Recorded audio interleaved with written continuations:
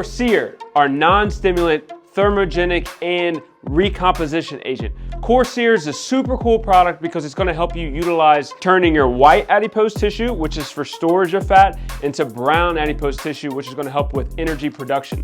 So this is great to use for a competition prep or in your weight loss phase. So you can stack it with a stimulant-based thermogenic, or you could also use it in your off-season or muscle building phase to help keep you lean and mean. Corsair. I don't know about you guys, but I'm a little neurotic about my sleep. And we all know in order to feel our best, build muscle, lose body fat, sleep is a big part of it. When I started incorporating cured nightcaps as part of my wind down routine, it truly changed the game in terms of having a good night's quality sleep and waking up feeling refreshed. The thing that makes the nightcap stand out isn't the already properly dosed CBD to help with general aches, discomfort, and mood, but it's the added CBN that takes this product to the next level. CBN supports your body's natural sleep rhythms throughout the night for deep restorative sleep that leaves you feeling ready to take on anything the next day. No grogginess or harsh side effects. I like to take these nightcaps with me when I'm traveling or if I'm experiencing higher stress than normal. Pairing the nightcaps with either Zen or a few drops of one of their CBD oils really hits the spot. Making sure to check out all of Cured's amazing products online. Use the code, all one word, for a discount at checkout. Hello, hello. Welcome back to another episode of the Pro Physique Code. And today it's another girls' day. I feel like we had one in March too, right? With Stephanie. And then now we get to hang out with Daraja. And so it's Jess and Daraja and myself. How are you doing, my dear? Hey, I'm excited to be back. I feel like every time I come on the podcast, I'm like, it's been way too long since I've been on it. So I'm happy to be here. You've been just a little bit busy. Like last year, you didn't do anything cool, right? Right? Or the last 6 years. Right, Oh my at all. gosh. You just Maria and I were talking, and also about you, but also about Maria, because Maria's like, fuck that, I'm not prepping this year. And you're not prepping. And I'm like, literally the entire time that I've known you, DJ, and Maria, you Yep. guys have been like prepping and competing. And I'm so excited that you're not for you. Yeah. I actually still get that question from time to time, like either from posing clients or like from DMs where people are like, are you competing this year? I'm like, no. They're like, oh man. I'm like, man, I've been going since 2018. Like, I Like need a when you were break. taking a break and Been a living your while. life, when you were taking a break, I was still prepping. Even like through my, planning my wedding, I was doing it. So yes, it was a choice that I made. I'm not complaining about it, but I am very grateful to be into my time off. Those off seasons were like extended refeeds. Basically. Yeah. Yeah. And then you just moved. So this is the first podcast in your new place. Yes, and it's still, I actually was just on Thumbtack. I was like, I need to pay somebody to come help me organize this because I cannot mentally wrap my brain around doing it myself. Bless my husband, he's definitely trying to be helpful, but I'll go into that. We have a second bedroom, and I was like, hey, if you're gonna pick things out, make sure that you keep it organized. Literally looks like little bombs went off like in some boxes because he'll find what he needs and then he'll just walk out of the room. I'm like, I can't do this. That's like so we have Bob's office, which is like Bob bombs are everywhere. It's like papers and then like gun stuff and then hunting stuff and then like guitar stuff and then like his 3D printer stuff. And then we have a spare bedroom, and it is also, there's like a bear rug on the bed and like all of this. It's like chaos. And my mom's coming in a week, and I'm like, fuck. You're like, how do you live? Right. You have to go just like hide from it. Like keep it in a different room. Close the door. Well, that plus we went from living in a townhome to an apartment again, which we like swore we wouldn't do. But it was just the quickest thing we could find. So yeah. best believe though I am researching. Yeah. Temporary. Yeah. But yeah, the time change definitely is messing with me more than I thought it would. I was like, oh, I'll just be 2 hours behind. It's no big deal. But my posing schedule I start because I'm a morning person. I was like, okay, 9:30 start time. But now that I'm 2 hours behind, I'm a 7:30 start time. And so I was like, oh, it should be fine. It's not fine. She's like, do not book that appointment. Don't ask me about it. Yeah, so I like blocked off like the rest of this month in April because it's already booked anyway, and I changed my start times. So I have a little bit of time to sleep in, thank God. But It's tricky with mountain time because it's like weird and nobody is really in it to start yeah, with. And so they'll either reference like Eastern or Central with stuff. yeah, And so doing the math, like scheduling appointments, especially where there's more than one person in it, and I'll have like myself and then like somebody Pacific and then somebody Eastern. And it's just like too much very simple math and like my head can't handle it. And I always end up booking it an I hour for off somewhere. I can wait. Where I have to go back and edit it and be like, never mind, that's not what I meant. Yeah. I'm also So excited to like support friends who'll be competing this year, and like going to shows as a spectator and just being like, yes, go, my people. you know what shows you're going to? Like, do you have a plan for any now? Definitely Texas, because we have some things planned for that. And then I kind of want to go back to maybe Battle of the Bodies, Fort Lauderdale. It's a fun area, and Brett's gym is there. And I think we'll have, a good little bunch going. And North Americans I'm planning on going to because I do have a client or two planning on competing there. But that's it for now, and then we'll see. Very fun. Bye. Yeah. Well, Jess had a wonderful idea today to talk to Daraja more about posing and things like that and learning like what we can and like what's necessary. I know it's for people who are listening to this audio wise, that probably sounds like a crazy idea, but there's a lot that she can explain with like Yeah. cues and like different things like that. And then we're actually getting down to the wire with the transformation challenge. And so let's see, today we're recording, it's April 17th and it's Dunzo on May 12th. And so we're getting there. And I know a lot of people have started asking about, because we have them submit pictures. And actually, one of them is a flexing picture. And like some people get very stressed out about that, where they're like, well, what am I supposed to do for this? And it's supposed to be like a fun one. Yeah. And I recognize that, many years ago before I started taking pictures like in our poses and like stuff like that, that would have seemed scary to me too, and like not known what to do. And so we're going to chat about all of that kind of stuff. And so Jess, do you have something you want to kick off with, like question wise? Yeah, I think because like Daraja isn't competing this year. Hopefully lots of people know because you are basically the only person that I refer any of my clients to for pose coaching, but you're like a big part of what you do. Yes, you're a coach with Pro Physique, but you have your own posing company. It's called Empower to Pose. So what I want to know is what got you started in posing? Because you honestly like look so incredibly effortless on stage. It's obviously what might seem like very easy for you. So I want to talk about how you got into that. I think that would be interesting. Before she dives in, you have to go and see some of the pictures Daraja has up though from her very first show and Oh my stuff. And gosh. so it's not like you didn't start with like the posing you have now. And that's what's been really fun to watch you from like when you got started, like throughout the time. And so people should find that on your Instagram. Yeah, I need to I don't know if I can like do a stitch like with myself, like with older posts.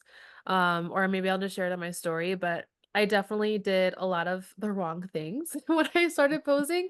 Thinking, I think a lot of competitors when they start out posing, they look at the pose and they think, okay, I just put this here and put this here and then I'm in that pose. And what I have to kind of teach a lot of people is what you feel is right. And this is why it's important to record your posing practices and not just look in the mirror, is because what you think and what you feel in your body might not necessarily be what's translating in front of everybody else. Right. And so I I can't remember what inspired me to start posing coaching specifically. I think I just remembered just this like drive and ambition to like want to be more involved in the industry. Because I just started falling in love with competing, and I was like, I don't know what exactly it is I'm going to be doing, but I want to be doing this. And I was still working as an athletic trainer at the time. And I just remember like this very pivotal moment where I was sitting at a basketball game covering high school basketball. And I was like thinking about ways to improve, my booking process for opposing clients and like building my website and like how I wanted it to look and how people could contact me easier. And I was like, I feel like I'm wasting my time sitting here at this basketball game. I could be at home, working on these things, and getting them ready to like actually have my business. So after a few months, more and more people started booking with me. I got really excited because I was like, oh crap, like I'm pretty good at this. People want to work with me. And then it started becoming, oh, this is a sustainable source of income. I think I'm going to quit my job.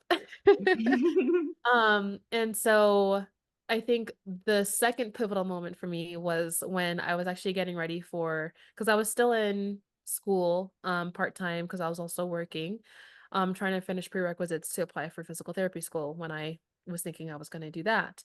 And I was also in prep for my second season with Paul, getting ready for like my second national show. And I was getting ready to leave for North Americans, and I had remember submitting, my requests for my time off to like be at the show.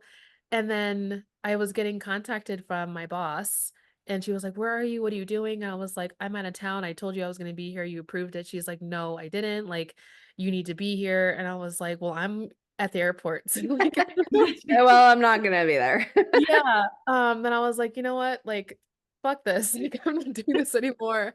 I don't need this job. And I like quit very shortly after. And that was kind of like the flowering of my posing business. So yeah. Um, and then after about a year and a half, I was like, just hearing like stories from girls, with their peaking protocols and like things that their coaches were having them do. And I was like, oh, that's a little triggering. I think I just want to be more involved than just the posing. And I just saw an opportunity to kind of be even just more of a guiding light for girls who want to get into this that might be taken advantage of. Like I'd rather them, just work with me instead.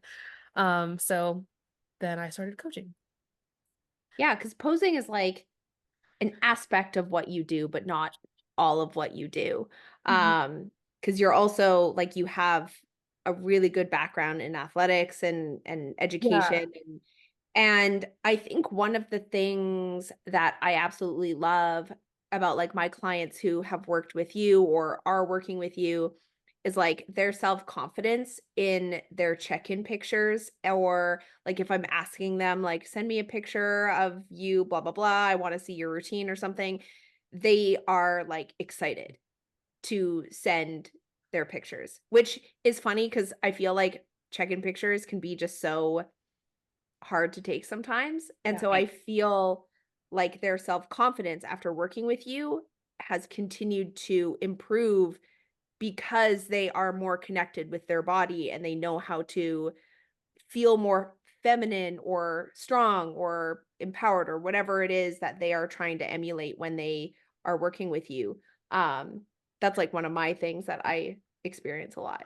And so it's I, obvious like you are coming across as that influential person in your posing, not even just in your coaching. I that just like really touches my heart, to be completely honest, because that is one of like the biggest motivations for me with I've had girls like be on a call with me or get off a call and just tell me like that was like the highlight of their day, or it turned their day around because they weren't having a good day, or it was like just the time that they needed to kind of have for themselves. And also just being someone who struggled a lot with like finding their own self-confidence and kind of just feeling okay to be confident, and like giving yourself that permission, which sounds silly sometimes I think, but I think sometimes it can resonate with people. I just love when I see someone just like their light just starts to shine a little bit and they start to really feel good. And I'm like, I mean, I'm glad you learn how to pose now, but like that confidence and that energy will carry over into like other aspects of life, not just the stage.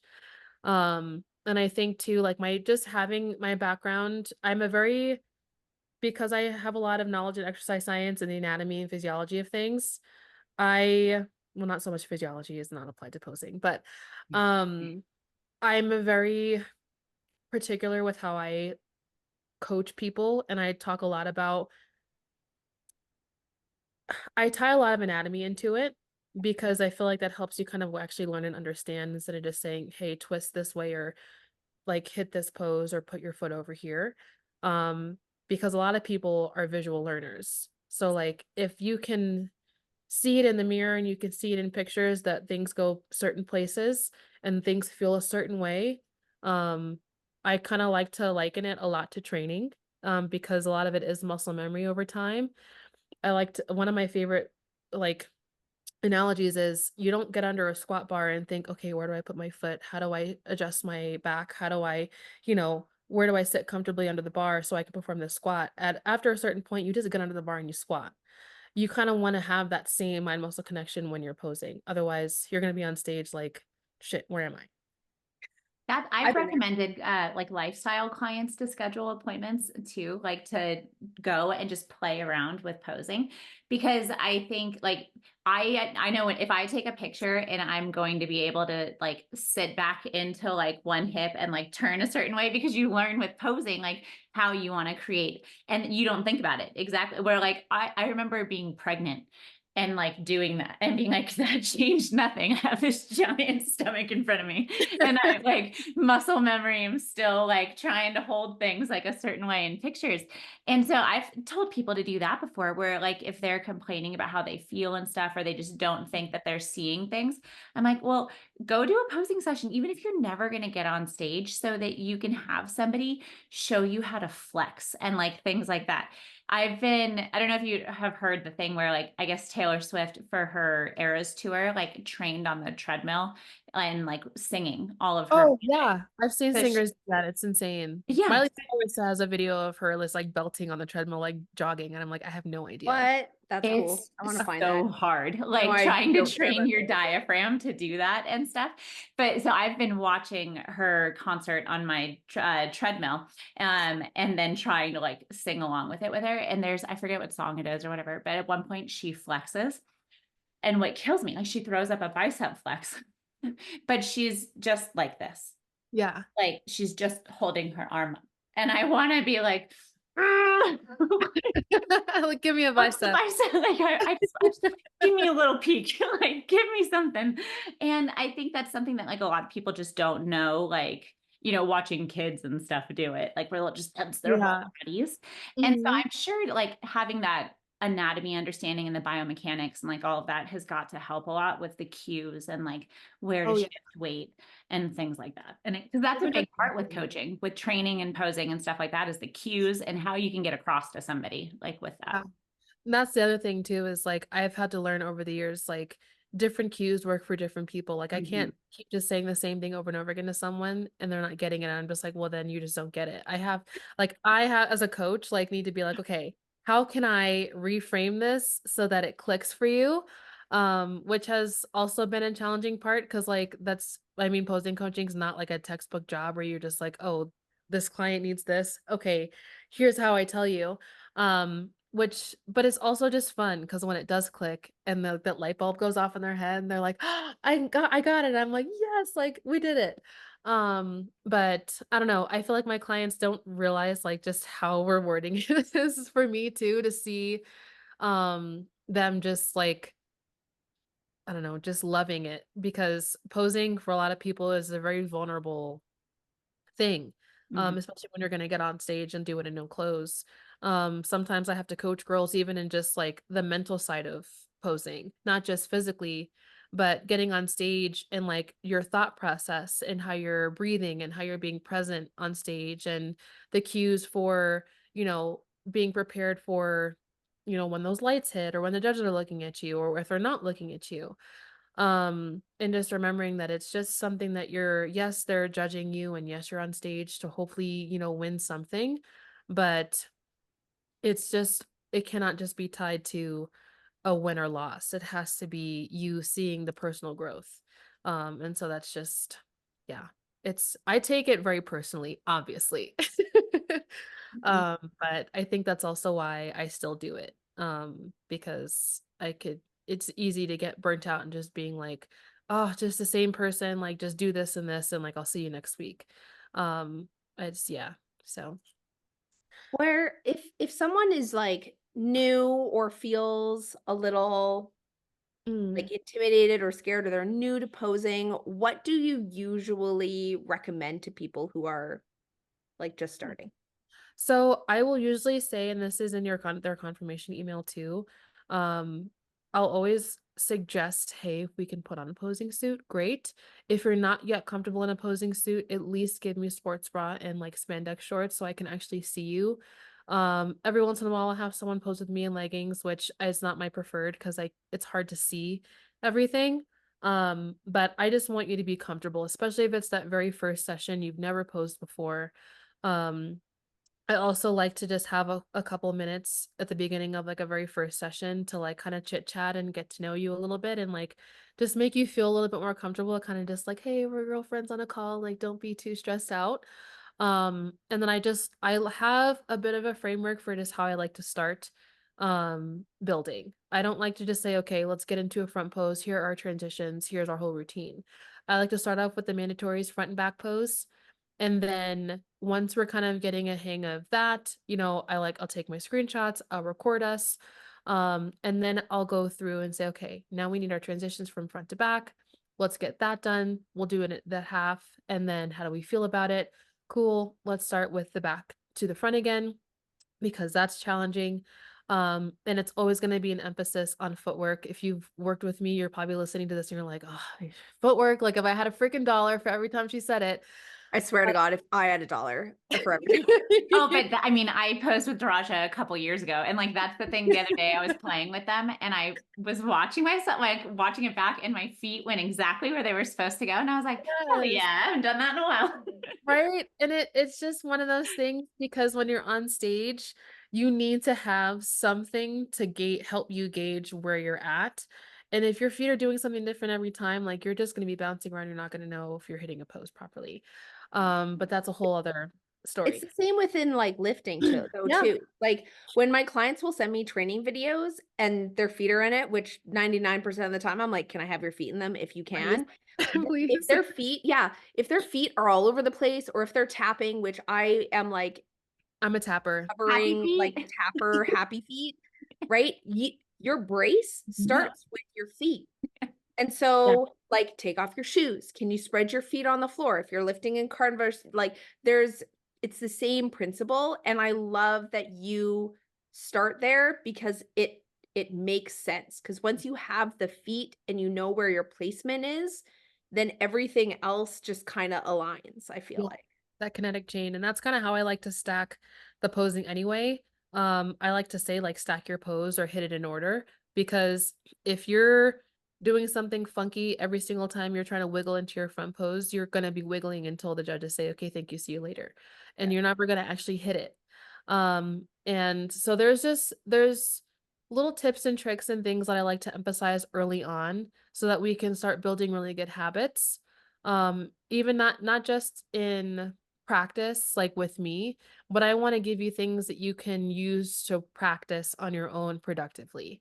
Because that's just as, if not more important, because if you hear it, feel it one time, great. But if you go and you start practicing on your own and you're not wearing your heels, you're maybe wearing a t-shirt and shorts because you don't really feel like seeing your body. Sometimes that's kind of an uncomfortable situation, especially for someone who maybe has a lot of weight to lose. I've had clients that, are very early in their competitive journey that are very much, in a fat loss journey first before they can start a prep, which is totally fine. Mhm.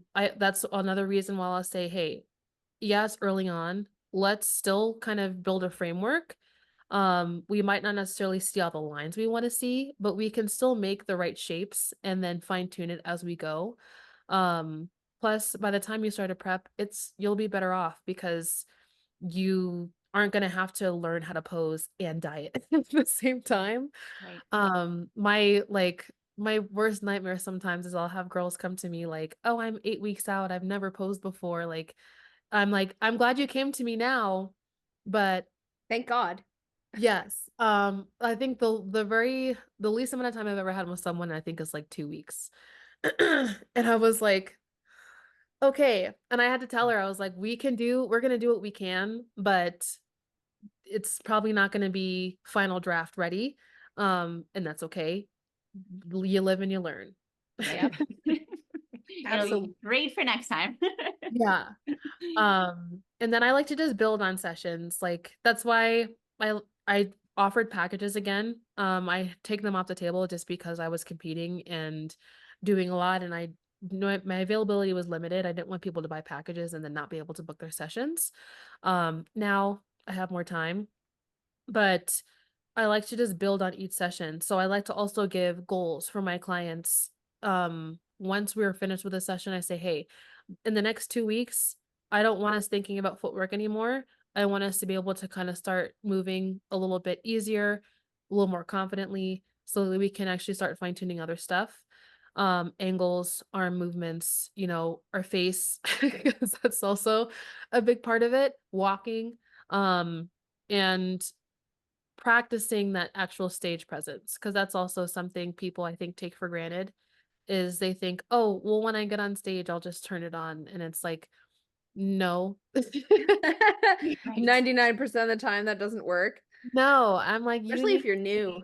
yes, you need to, I mean, nothing, especially if you're not really a performer, you don't have that background, nothing really mentally prepares you for like how bright those lights are and Right. those judges is looking at you like, well, Yep. so I think just practicing that confidence and that presence that you want to have. My favorite cue is always keep your head up, keep your chest up, shoulders back, because those are the universal signs of confidence. So even if you're a little bit nervous, walking in like that just makes you feel like that bitch for like 5 minutes.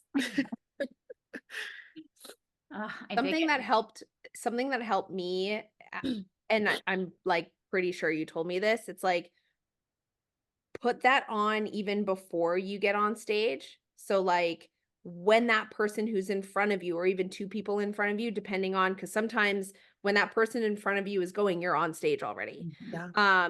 So it's like before you even get on stage, just like have your moment and then like put your shoulders down and back, chest up, chin up, have a breath. And then the moment that you can see the judges can see you, even if you are not the one who is walking. So like that's when it already has to be on.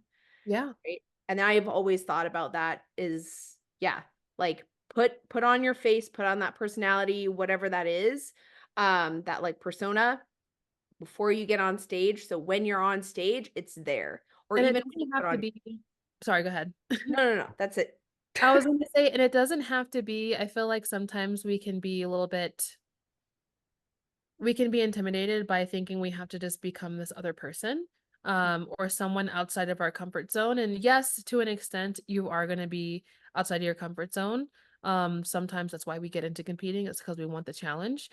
But I think one of the like little self-love or growth things that I've kind of come to understand is like for a long time I thought that I just had this alter ego, like I just became someone else when I was on stage. I turned it on because I'm not necessarily someone that naturally has that confidence and that I think aura about myself where I just walk into a room and I'm like, this is my fucking room. Right. um but I think what I've realized is like it's still me, and it's just a part of me that I think lays dormant for a lot of time. But she's in there, and I think it becomes so empowering when you realize like I am that bitch, like you know, Yeah. um, in my own way. And I think that's also one of the things that I love about posing, and I think that's where I came up with the name Empowered to Pose, is just because you just become empowered to like bring out that side of you that you might not always get to tap into, whether you're a mom. I've had so many moms that I just like, I can't even like put in words like how good it feels when I think of like a couple clients very specifically that like it just became like a very emotional thing because they had really kind of neglected that part of themselves for a long time. And, through competing and posing and working with me, they started to kind of really feel that again. And like, it's just like, yes, dude, like, yes. I love It's it. so You see great. that light turn on and like Yeah, see them they get just shine a take little bit. that energy back. Yeah, I love it. I love it so much. One of the things, so I have a client competing this weekend, and so I had her sign up for like as many classes as she was comfortable with.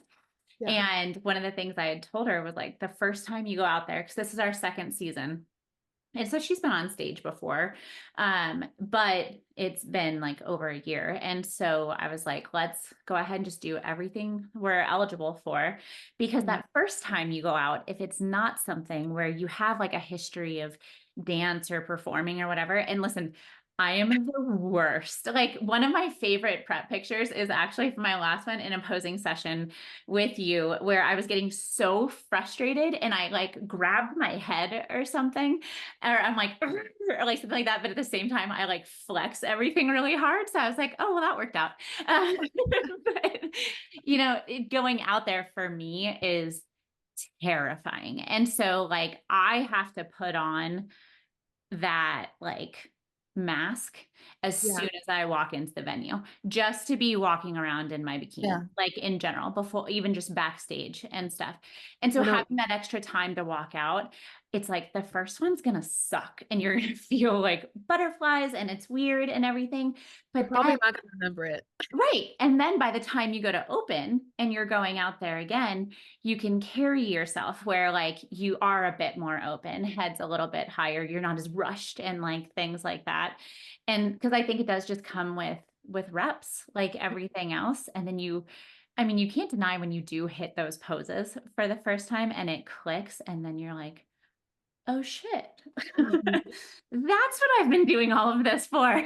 Yeah.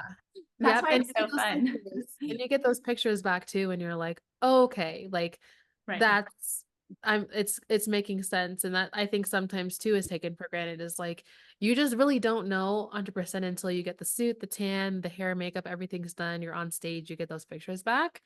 And that's why typically too, like if I have a first time competitor or someone who hasn't competed in a while, I'll say, hey, once you compete at your show, send me pictures, get a video, send me a video so I can take a look at it before our next one.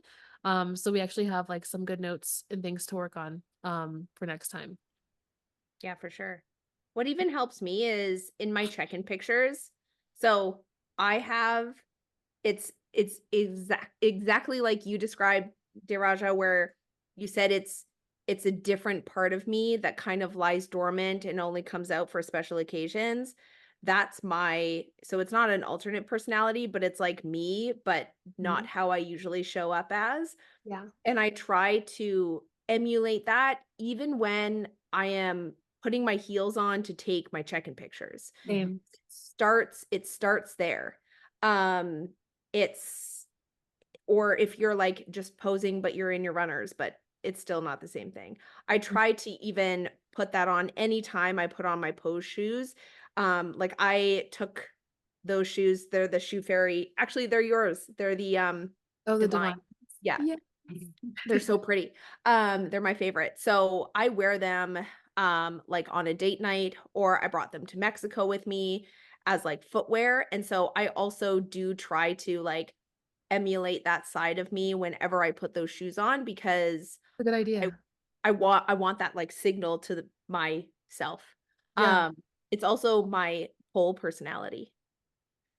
So I it's love like I that. have, yeah, it's like Um, a performance, right? It's a yeah. performance. It's like yeah. It is essentially a performance. Like you're not just getting up there and hitting a front pose, back pose. Like you're very much like it's a whole presentation. That's such a good idea too. I never like thought of like, oh, like start wearing them for like date nights or doing it that way. Cause like, I think one of the things I will say is sometimes, like, especially when you're like balls deep in prep and you just have no energy to like do anything, even like your hair, Ah, I'll say, like hey, every day. yeah. Like today.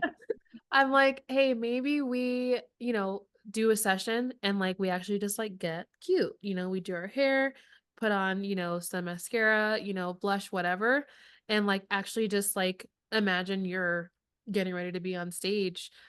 Even just getting a little glammed up for yourself and like posing like does help kind of like stand, it makes you stand a little bit taller and like feel a little bit, extra, which I think helps a lot.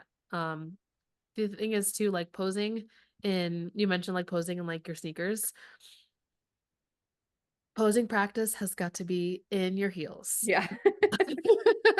Like running through poses or like hitting a pose, in between sets of the gym because like you get a good pump, that's one thing. But if you're actually like saying this is my designated posing time, please put your heels on because those poses and those transitions and the footwork is going to feel so much different if you're in heels versus flat feet or sneakers. And I have had that conversation a couple times with girls where they're like, "Oh yeah, I was practicing, but I hate wearing my heels." I'm like, "Dude, you have to wear them on stage in 16 weeks. Like, you got to get used to that." Yeah, you're gonna hate them a lot more if you don't put them on. Especially if they call you to stand in line and it's like 20 minutes. You're just That was standing. what happened to my last one. Like we had to go out there and it was a different like floor than I had been used to. Or it was like carpeted or something. And I hadn't thought about that because I was practicing the whole time at home on like hardwood floors.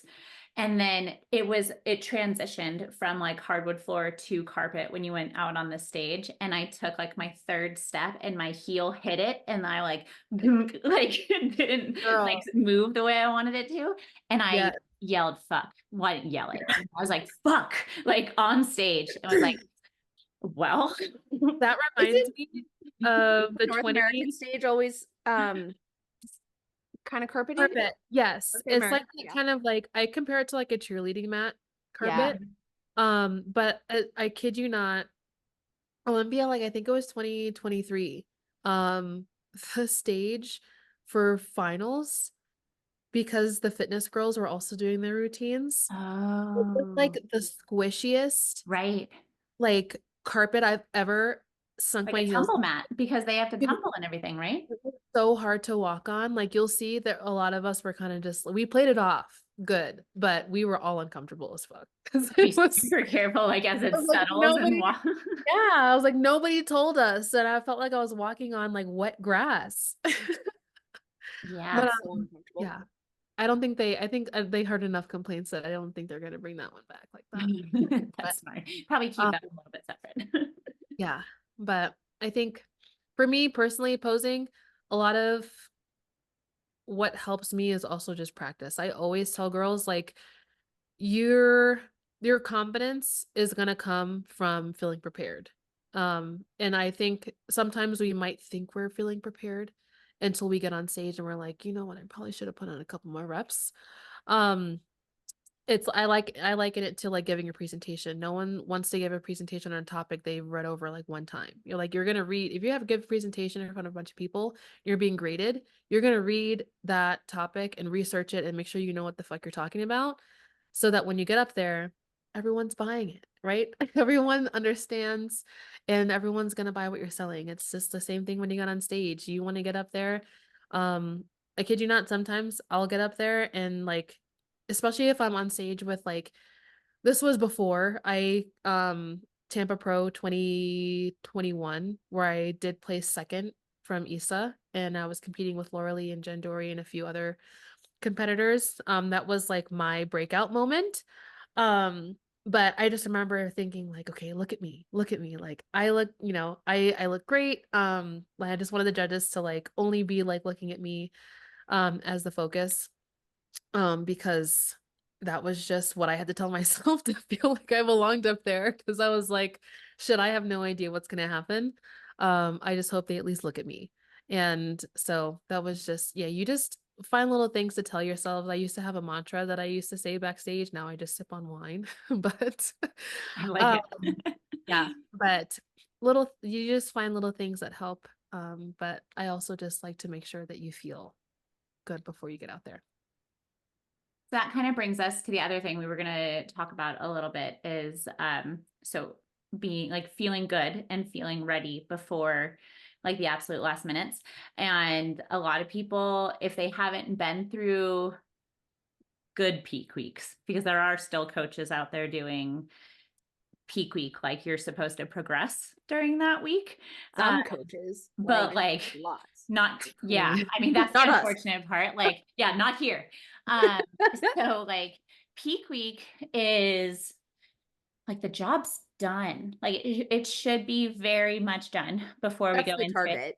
Right. And then really like it's the time to relax a little bit. Like the last thing we want is you to be stressed out as we go into it. We're not making gigantic changes in things and stuff like that. So Daraja's been through like the peak weeks for the Olympia and stuff like that. And so why don't you just tell us a little bit about, so if you were somebody who had never done it, or if you're talking to someone who doesn't know about bodybuilding, doesn't know about how peak weeks go and stuff, how would you explain what they should be ideally and what they should not be?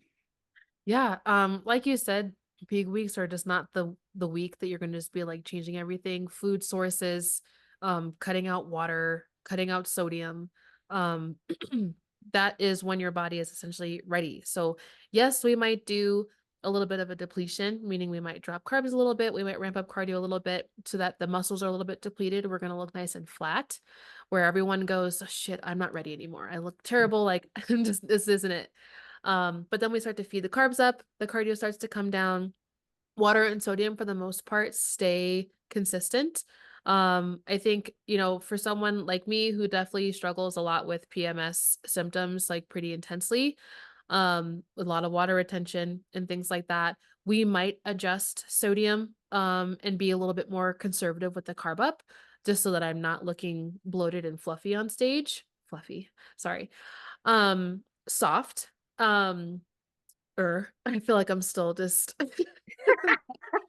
but in inflamed. relatively speaking, yes, inflamed. Because it does blur a lot of the lines and details that you want to be able to have the judges see, and it does like a lot of water retention can make it difficult, especially if it's in the waist, or if it's in the lower body.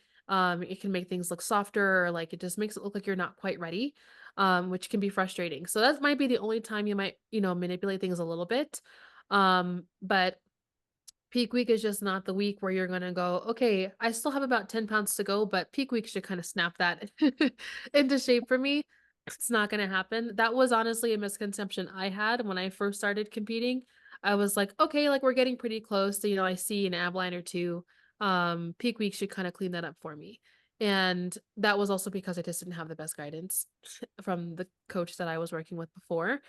But I learned, later on, you get lean enough, and then peak week just helps kind of tighten things and make things just really pop in that special way that it does. When it's done correctly, it can seem a little magical because you just really look your absolute best on that day. Right. But you again have to be ready beforehand. Going through, I don't know how many peak weeks now. I think this past year for me was um the year where I could tell, and that's why I'm taking the year off. Peaking was just not going right for us. Typically, as you walk food up, cardio comes down, inflammation comes down, cortisol drops, and you start to look nice and tight. You wake up on show day looking your best. And we just weren't quite getting that. It was like so close, but we weren't quite getting it, and my body just wasn't responding to it the same way. And that was also just, again, a sign that we needed to take some time off. But a really cool thing that tends to happen for a lot of clients is peak week hits, that after depletion, the food starts to go up, that cardio comes down. You start to see the scale drop. You start to see a lot of inflammation come down. Energy goes up, digestion's getting better, sleeping is good. And just overall, the client feels really good. I just love when I have a client text me and they're like, the scale dropped again and we're eating more food. Like, what's going on? Typically it's the first peak week with your new coach. But it's just like, I'm like, yeah, dude, it's coming. The thing you don't want to happen though is you don't want the scale to get away from you, because if you start to notice the scale is dropping too much and we're feeding more food, cardio is coming down, at that point, you don't want to risk coming in flat, meaning you're not actually getting those carbs, or just you're burning through them and the muscles are just not holding on to any of that water. So that might be where we go, okay, let's make a big bump, let's make some adjustments. But that whole protocol should be planned out and ready to go, at least a week prior. Yeah, I usually like explain peak week to any competitor that I'm working with as, hey, we're just basically reducing your stress slowly as the week goes on. Mhm. Even in training, you're still training a little bit, but it's not any like max training, anything like that. It's like pump workouts. You Right. should feel good. Like you said, digestion should be good. Sleep is going to be your best friend in peak week. If anything, sleep as much as you can. It's about lowering inflammation and overall stress load, because you're working your ass off to get stage lean. And if you are there and you're ready, your body's going to be tired. Yeah. Right. And so just eliminating cardio in itself causes, like when we're doing that much cardio, causes a lot of inflammation. And you're probably also trying to like eat some veggies and stuff to fill up. Yeah. But in peak week, it's kind of like, okay, you want to keep some vegetables in there. You want to keep fiber good, but like, you don't want to carb up on veggies because No, that's I've going had to to pull them wreck from your gut. clients before. I usually pull veggies.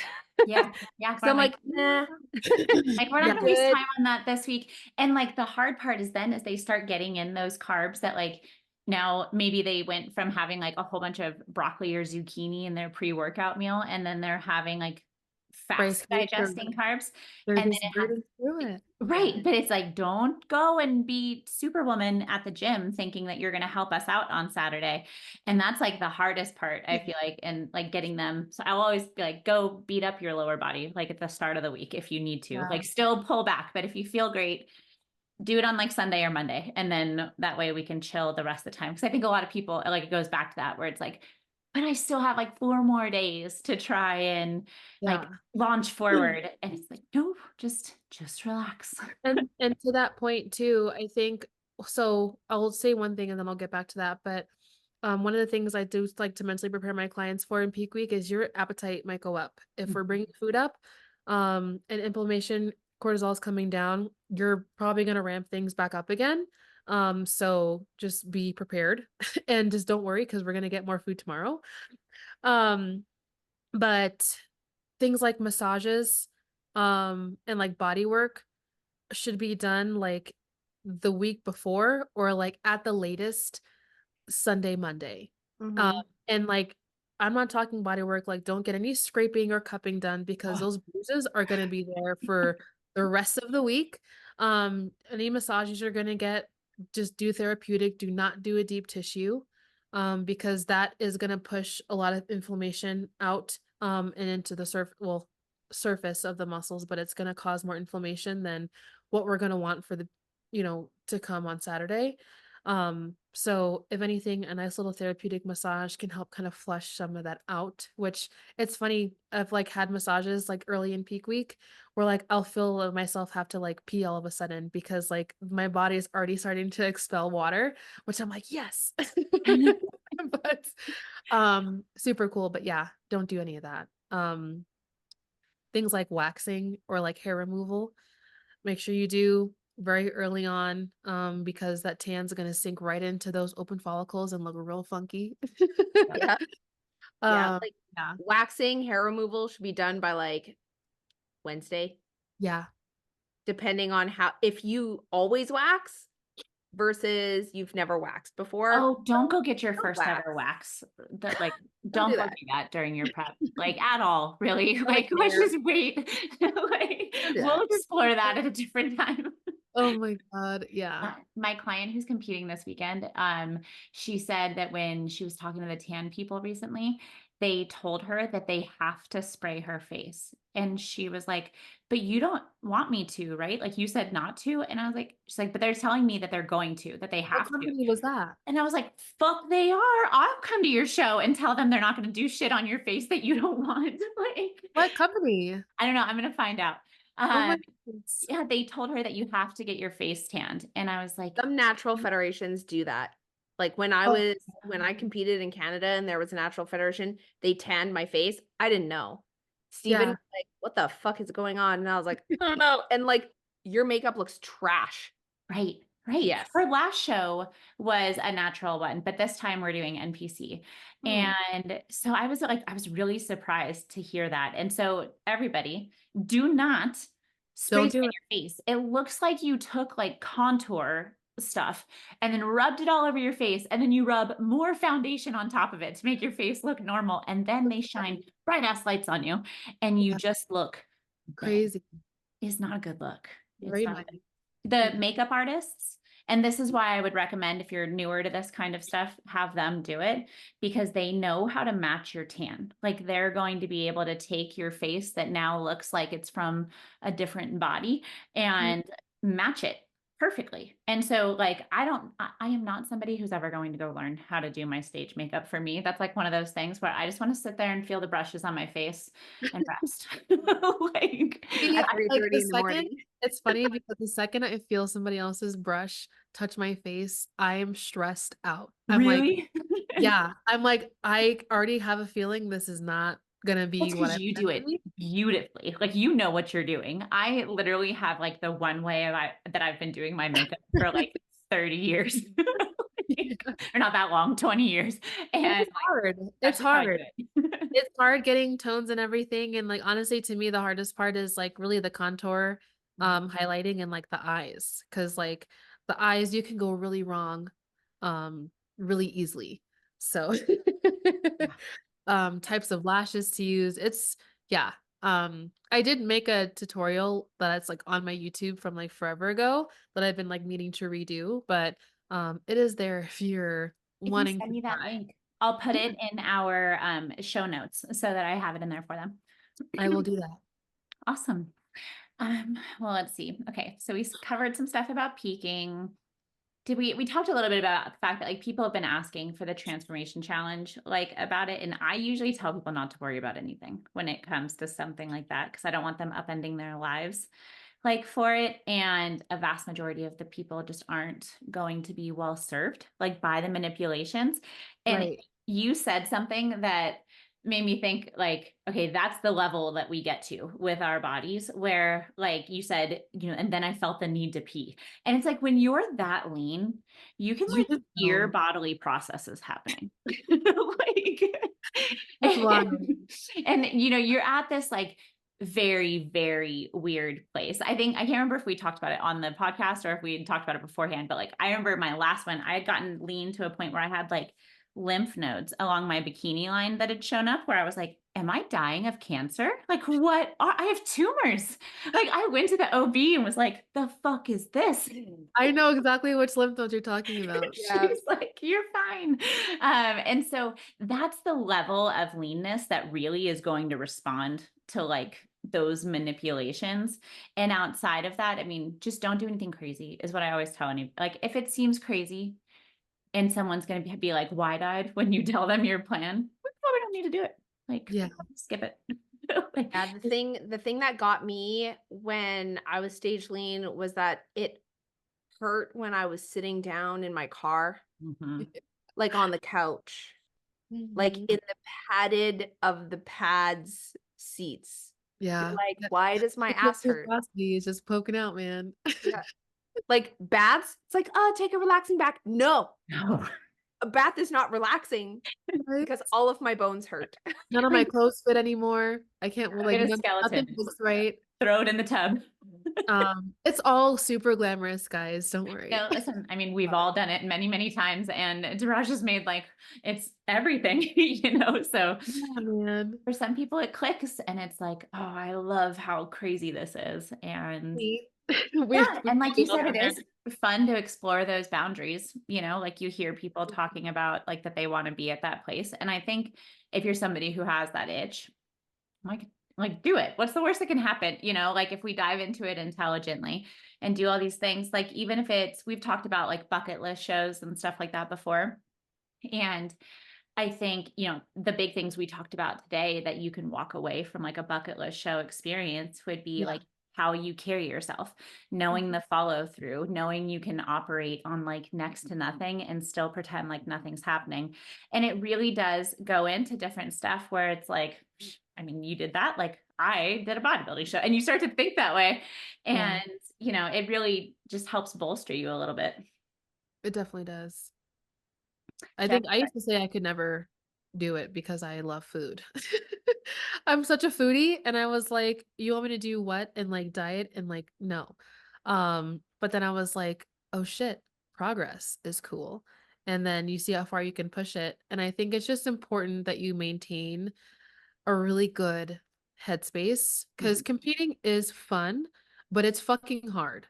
Like, do not get it twisted. It's not just a cakewalk for most people. And it's definitely something that's going to test you and push you. And I think it's important to have a coach that can coach you in that aspect as well, not just give you a plan to follow and tell you when to check in. Because it's just such a there's a lot of mental battles, and there are going to be days there's so many preps where I've cried because I'm like, what the fuck am I doing then? Like, why am I here? Why am I getting ready to do this cardio? Like, I don't want to do this. And like for some reason, you know, there's just this little voice that says, just fucking do it, man. Just do it. You get to go to bed, you'll wake up the next day and it's a new day. You get to start all over again. But it's just a really cool goal to work towards for yourself and to not tie to a trophy.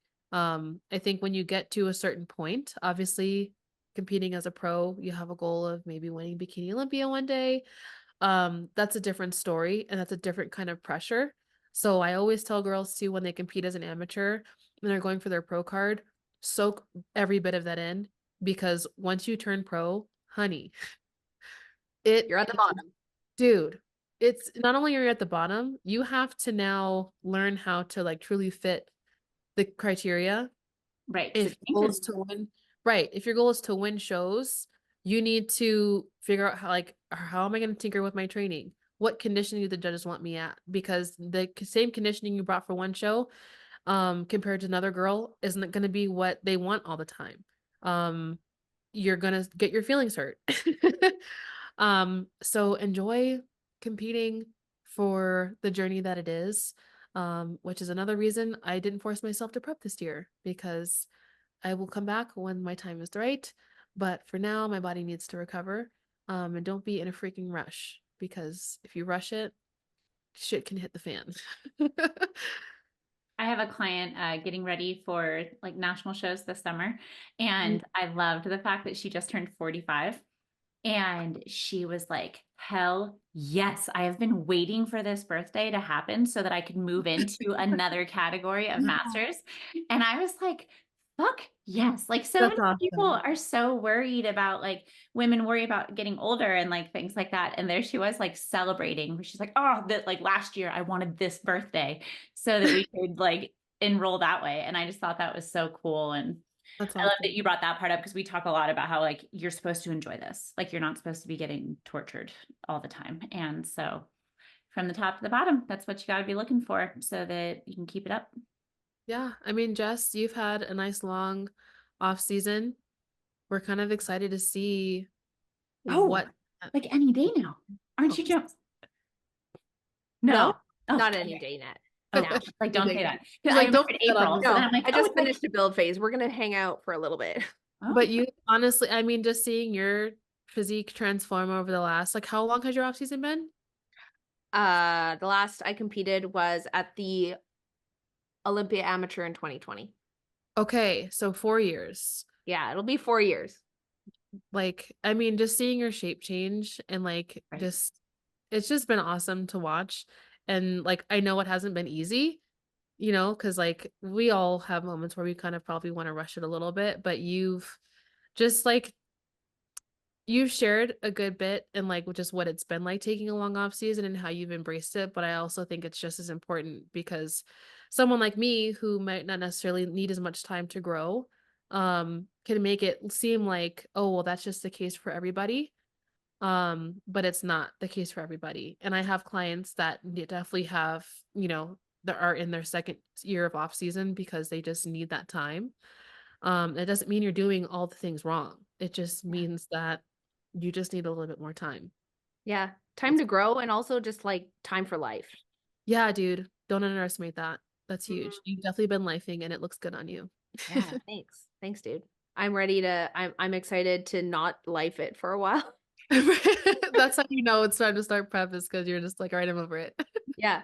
It's funny. I'm like really happy with where I'm at, and I'm going to be in like this kind of holding phase for a while, like, I don't know, a month. And that's great. And I'm excited because I don't need to like absolutely destroy myself in the gym right now, which is great.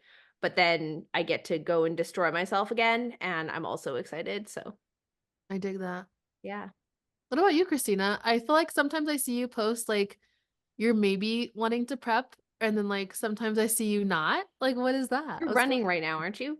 Yeah, so I've got the Colfax is it gonna be in Denver. So it takes over the city. It's super fun. You got to go up to it, Daraja. It's May 18th, so a month from now. Marathon? Gross. Yeah. And so I mean it's funny because you mentioned like when you're in prep and you get to the point you're like, I don't want to do cardio while I'm doing this. And I'm there like 4,000%. I'm like, I fucking hate this. This is stupid. I have until tomorrow to downgrade my race. And I have like written that email so many times to go from marathon to half marathon because I know I could PR my half. I could run like for me, very fast half marathon, but I get my ass entirely handed to me at mile 18. And then I just break down completely. And so my goal, this is what I'm telling myself today during my training run, is to enjoy it. And I don't want a single picture of me crying because they take pictures throughout the course. I'm going to make a whole reel of them. I found all of them. And I'm like, crying. as I'm running. Dude, that's been me in the car before. I totally It's get like every mile, it's the worst. My first ever marathon was 2019, and I actually took a video at every mile and just said like mile 1, mile 2, and like things like that. And it's really funny as they progress because I'm like mile 15 and like all of a sudden excited, and then like I get to mile 18 and I'm like, I can't do it. That reminds me of those video compilations where they do it like the shots. Like, this is my first shot. This is my second. Yeah, like the drinking around the world at Disney, like at Epcot. I tried Yeah. that. They're like, I I'm didn't. in Dude, I tried Canada, that for and they're like really drunk. I did made that it for 3 my countries in, and then I was like, I can't do this. I'm gonna throw up. It's especially because I don't think any of us are like big drinkers. So like, No, I couldn't handle it. I think I had 4 cocktails when we were there last year, and we're going to Epcot actually next week. So like, there's a significant chance I might try, but I won't be successful if I make it past like, what is it? Mexico is like the 3rd one. Yeah. I don't think I got a beer in Norway. Oh, that's beforehand, right? I forget what's after. I don't remember the order. I do love the Food and Wine Festival though. I think that's going on too, right? No, it's in like the fall, winter, like November. I thought it's the flower one. That's what it was. Ooh. And everything's like all pretty and built out. And then all of the cocktails are like botanical. That sounds really good, actually. Right. So like if I'm going to give in and have like drinks anymore, they have to be like very good. Or I try to get Vic drunk because I'm never successful. I just hand it off. I'm like, this is gross. I don't want it. Well, I don't really like super sugary ones. Like the ones that are just like loaded with like just sugar, like slushies. Right. I like the more like crafty cocktails. But anyway, I don't know how we got from marathons to cocktails, but I know because that's my life, and that's what I've been posting and why I'm so confusing. Because like, who knows? But then one day I was at the gym like 10 days ago, and I like for some reason I was like, I should look up the NPC schedule, and there was a show this last weekend in Denver. So then I was like looking at all of them for the next year, and there's actually a show at the same place that my kids competed at and cheer, and so I was like, that'd be fun to go on the same stage like as the kids. And then I was like, no, I just had 100 grams of Cinnamon Toast Crunch in one bowl And I'll do it again later today. So like I'll stay in this. Definitely. That's the other thing, is I just have no interest to like, I actually haven't like weighed anything or like tracked a macro since like early January. Right. It's been great. It's Right. been great. The mental freedom. Nice So little break. And feel then you that. get to the place where you want it again. And it's Exactly. One day. yep, more fun. We'll live vicariously through Jess this year. Yeah. All right, ladies. Well, that was very fun. I will put Daraja's makeup tutorial in our show notes, and then that way you can go straight over to her channel. You can find her, just her name, at ProPhysique, just like everybody else. Empoweredtopose.com, right? Is your link? Okay, perfect. I think that's everything. You guys got anything else for me? I don't think so. I love girl time. So this was fun. Yeah, Me you too. have to do it more often. It trumps Steven not medicated. I mean, I wish I had something so that here, I'll give Daraja the Steven experience. If you're listening audio, you can leave now because you won't get it. But this would just be Steven. Like for the whole He'd be podcast. having full-blown conversation and he's like, I believe you. I've seen it in person. So Like Deadpool was the last one. He just kept like showing like little Deadpool characters and we were like, what's happening? But I do love unmedicated. that's also Steven. not good for my attention span, because then I'm like not thinking about what I'm trying to think about because I'm looking at a screen. Well, that was exactly it. Like in the videos, I'd like try not to look. Steven, you got me. So we'll pick on him a little bit. And now he's going to get us big time. I'm sure in the next one, we'll have like 2 Deadpools at once. So Good luck. Good luck. well, we will talk to you soon and get you back on here. And yeah, we'll Thanks see for having everybody me else on. next week. Of course, anytime. Bye, guys. bye.